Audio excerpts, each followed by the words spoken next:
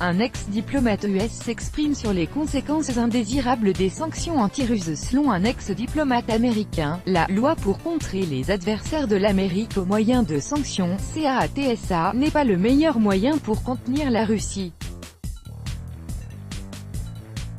De plus, cela pourrait exacerber les tensions avec tous les acheteurs d'armement russes et avoir des conséquences indésirables. La « loi pour contrer les adversaires de l'Amérique au moyen de sanctions (CAATSA) pourrait avoir des conséquences indésirées, selon Daniel Fraïd, ex-coordinateur américain de la politique de sanctions et expert de l'Atlantic Council. Je crois que la loi CAATSA contient beaucoup de bons éléments et beaucoup d'éléments incongrus.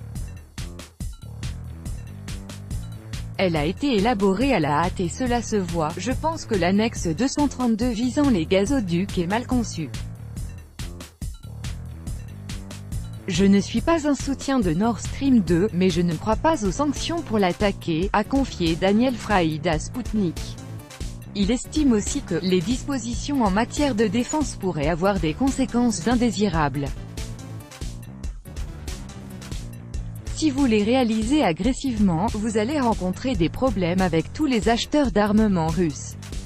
Je n'aime pas cela, mais, je vous demande, le Vietnam, la Chine, l'Inde, pourquoi nous voulons nous disputer avec eux, quand il y a d'autres moyens plus efficaces, pour contrer la Russie, NDLR, si nous ne sommes pas contents avec le comportement de la Russie, ajouté Daniel Fraïd. La loi pour contrer les adversaires de l'Amérique au moyen de sanctions CAATSA a été adoptée à l'été 2017 et prévoit des sanctions contre des personnalités et des entreprises, notamment contre le complexe militaro-industriel russe et les pays achetant des armements russes.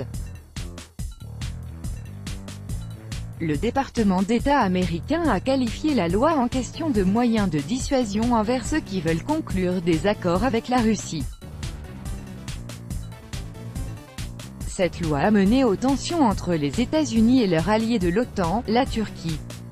La Turquie, deuxième armée de l'OTAN en nombre, a signé avec la Russie un contrat qui prévoit la fourniture de 4 batteries de S-400 pour un montant compris entre 2 et 2,5 milliards d'euros, une acquisition qui déconcerte les partenaires occidentaux d'Ankara.